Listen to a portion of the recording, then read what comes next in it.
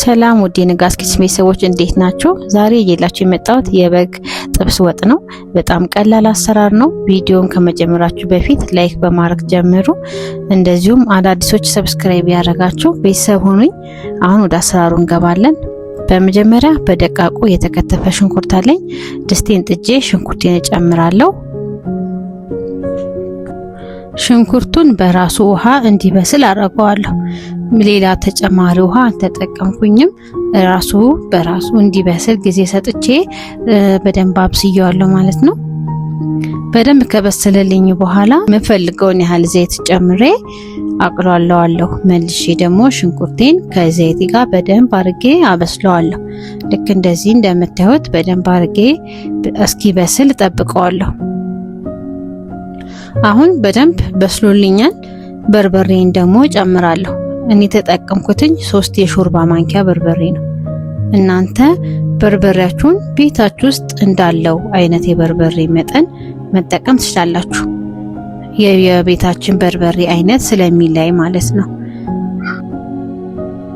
እዚህ ጋር ያው እንደምታዩት በጣምም ሳይደቅ በጣም ሳይተልቅ በመካከለኛ መጠን ስጋዬን ከታትፌ አዘጋጅቻለሁኝ።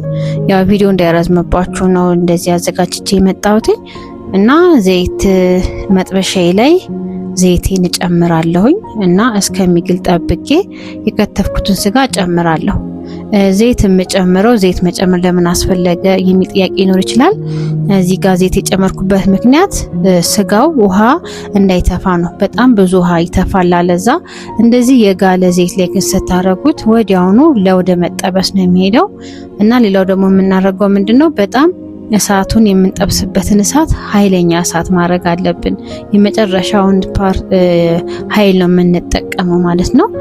እና እንደዚህ አጥንቱንም አንድ ላይ ጨምሬ አበስለዋለሁ። ደጋግሜ በእንፋሎቱ እየጠበቅኩኝ እያገለባበትኩኝ አጥንቱንም በአንድ አቅጣጫ ብቻ ሳይሆን በሁሉም አቅጣጫ እንዲበስል እያገላበትኩ ጥብስ አደርገዋለሁ።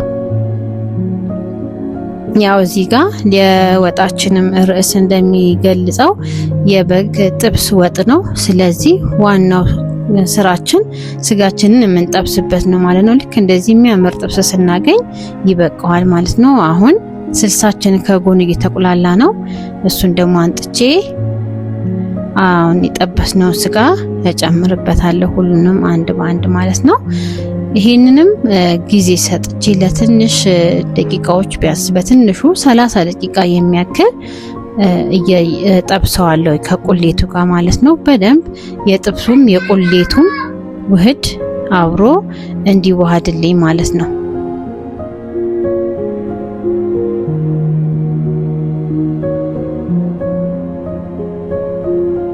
አያችሁት? እንደዚህ በደንብ አድርጌ አቀላቅየዋለሁኝ። አሁን እሳቱን ዝግ አድርጌ ነው የምጠብሰው። እቀንሰዋለሁ። ልክ እንደዚህ ችክችክ ብሎ በደንብ ሲጠበስልኝ ከጎን ደግሞ ሌላ ውሃ እጥዳለሁ ማለት ነው። ሙቅ ውሃ በተቻለ አቅም ምንም አይነት ምግብ ስንሰራ የሚከለስ ነገር ሲሆን ሙቅ ውሃ ቢኖረንና በሙቅ ውሃ ብናረገው መልካም ነው። ምግባችን ወደ ኋላ ከሳይሆን ወዲያውኑ መንተክተክ ይጀምራል። ማገንተር የሚባል ነገር አለና እንዳይገነትርም ያደርገዋል ማለት ነው። ስጋችን እንዳይገነትር ወዲያውኑ እናረጋለን። እና እዚህ ጋር ጨው ለጣም ጨምሬያለሁ። እዚህ ጋር ደግሞ የጨመርኩት ኮረሪማ ነው። እንደዚሁ መከለሻ፣ እንደዚሁም ደግሞ ነጭ ሽንኩርትና ዝንጅብል አብሮ የተፈጨ ጨምሬበታለሁኝ። ይህንን አሁን በደንብ አርጌ አማስለዋለሁ።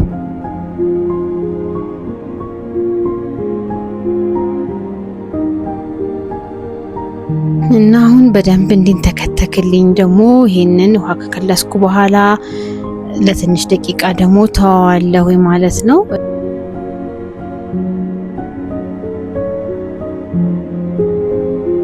እሺ በመጨረሻ እንደዚህ ቆንጆ ሆኖ ደርሶልናል። የሚቀረን ነገር ቢሆን ቅቤ ነው። ቅቤያችንን እንጨምራለን። ቅቤያችን ደግሞ ትንሽ ከወጣችን ጋር እስኪዋሃድ ለትንሽ ደቂቃ እናንተከትክና ጨረስን ማለት ነው። እና የዛሬው ቪዲዮአችን ይሄን ይመስላል ቤተሰቦቼ። በጣም ቀላል ነው። ሁላችሁም በቤታችሁ እየሰራችሁ ሞክሩት። በጣም ነው የሚጣፍጠው፣ ተወዱታላችሁ። እና እንደዚህ አሳምረን እናቀርባለን ማለት ነው።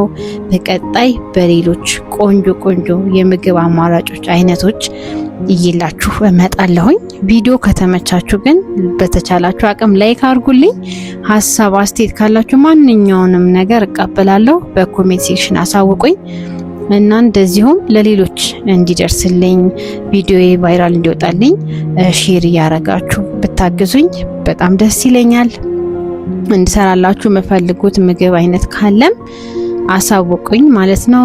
ለዛሬ እንግዲህ ይላችሁ የመጣሁት ቪዲዮ ይሄንን ይመስላል።